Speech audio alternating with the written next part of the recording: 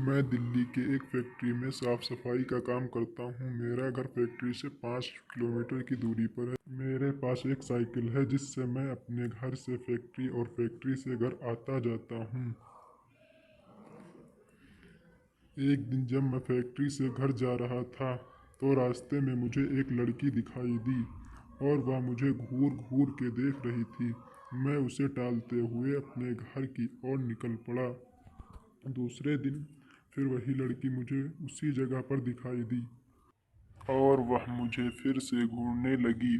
फिर भी मैंने उसकी तरफ पलट के नहीं देखा और अपने घर की ओर निकल पड़ा।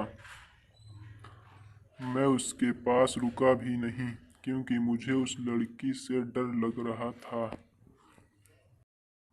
वह लड़की कई दिनों तक मुझे देखती रहती थी। एक दिन वह लड़की वहाँ पर दिखाई नहीं दी तो मैं सोच में पड़ गया, ऐसा क्या हुआ जो लड़की आज नहीं आई।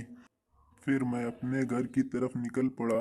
एक हफ्ते के बाद मेरे घर पर एक चिट्ठी आई और मुझे पता चल गया था कि यह चिट्ठी उसी की है जिसमें उसका नाम प्रीति लिखा हुआ था और उसमें से एक फ़ोटो निकली थी जो कि उसी लड़की की थी। मैं चौंक गया कि उससे मेरा पता कैसे चला। एक चिट्ठी में लिखा हुआ था कि कल जब फैक्ट्री से निकलो तो जहाँ पर मैं खड़ी रहती हूँ वहाँ पर मेरा इंतज़ार करना। उसके दूसरे दिन मैं वहाँ पहुँच गया तो वह लड़की वहाँ पर नहीं खड़ी थी। मैंने काफ़ी इंतज़ार किया। फिर मैं अपने घर की तरफ चल दिया और तभी मुझे याद आया कि वो जो चिट्ठी आई थी उसमें उसका पता तो होगा। फिर मैं उसका पता पढ़कर उसके पते के अनुसार मैं उसके घर पर मिलने के लिए गया। दरवाज़ा खोलते ही एक आदमी आया और बोला कि क्या काम है। तो मैंने बोला कि मुझे प्रीति से मिलना है।